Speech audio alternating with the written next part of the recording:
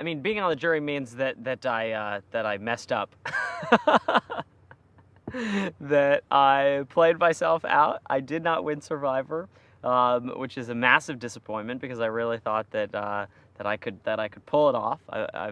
I always believed that I could, and it's also really cool at the same time because as a massive Survivor fan, as a super duper fan, I get to have the best seat in the house for tribal council. I have a front row seat to watching one of maybe the coolest seasons Survivor has ever done, and seeing some of my favorite players from many, many years battle it out for the biggest prize in Survivor history. And I am taking my role very seriously. You know, I think that I know how much it meant to me when I got the 10 votes from my jury on Millennials vs. Gen X, and I get to do that for somebody else. So I'm looking forward to that. Tony came into this game with one of the biggest targets out of anybody.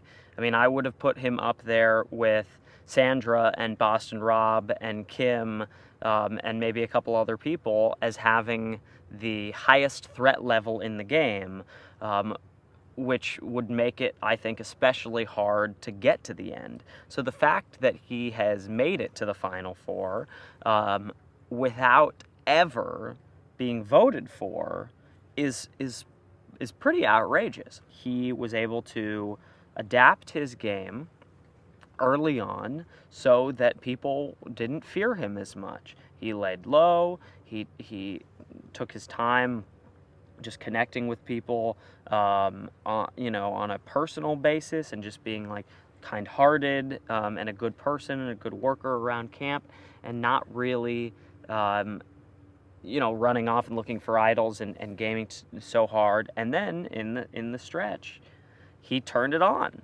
Tony has played a very dominant game. He found an idol. He won 4 individual immunities, which is not something that I think anyone would have ever expected from Tony. And in addition to all of those things, he directed the vast majority he seemed to have directed the vast majority of the post-merge votes. So I definitely plan on keeping an open mind, but it seems to me, based on everything that everybody has said and my own impressions in the game, that Tony really was in control for far more of this game than any other single person that played this season. Tony dominated the game as the normal game of Survivor as we know it, and in many ways Natalie dominated the Edge of Extinction. 2 very different games that I almost feel it's ridiculous to even try to compare. Like, how can you judge what Natalie did next to what Tony did when they weren't even playing the same game? They were operating in like different universes, parallel universes maybe, but like completely different spheres, and so that makes it very difficult to look at side by side and make a judgment. I am a bit more of a Survivor purist. I'm going to give a little bit more credence to someone who was never voted out of the game. I think if you got voted out of the game, it can only be seen as a negative on your some of the reasons why you should win this game. I mean, on any other season, Natalie goes home first, and that's the end of it. Now, given the fact that we knew that the Edge was in play, there is merit to, you still can win after getting voted out and coming back in, but I definitely think it takes you down a notch. But she did a lot of things very masterfully at the Edge, amassed an incredible amount of tokens in order to give herself the best chance to come back in the game, and if she did come back in the game, to potentially make it to the end. So from the perspective of having been voted out first, she did what she needed to do in order to make it to the end. But if she loses this game against Tony, I think it will be in a very close vote. If I were to vote for Michelle at the end, it would be for a few reasons. One is that she really epitomizes the way that this season has been played in a lot of ways, which is get through the vote.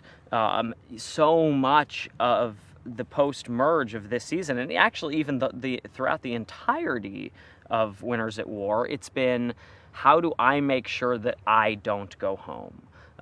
And how do I slither through this game where nobody wants to throw out a name, but yet somebody has to go home? And I think Michelle did a good job of laying back enough, but also pushing enough to make sure that she was right in the middle of that, so that she could be aware if her name did come up, but she wasn't pushing so hard that then she became a target. And she played that part of the game quite well. She survived despite not really having strong alliances that were keeping her safe. Or if she did have those, they went to the edge relatively early. She kept losing people and losing people and losing people, and yet she found a way to survive, whether it was through winning individual immunities at crucial times, or by zigging when she needed to zig and zagging when she needed to zag. I plan on voting for the person that I want to represent all of us and season 40 and Winners at War and win $2 million and another title of Soul Survivor. A great Survivor player knows that it doesn't matter how physically strong you are, how even smart you are, how capable you are of surviving in the elements. What matters is your ability to connect with the people around you, make them trust you, and make them like you so that they want you to win $1 million and the title of Soul Survivor. Because you can know all of the numbers in the world and think of all the strategies and win all of the challenges, but if people don't want you to win, then you won't. Ask Russell Hantz.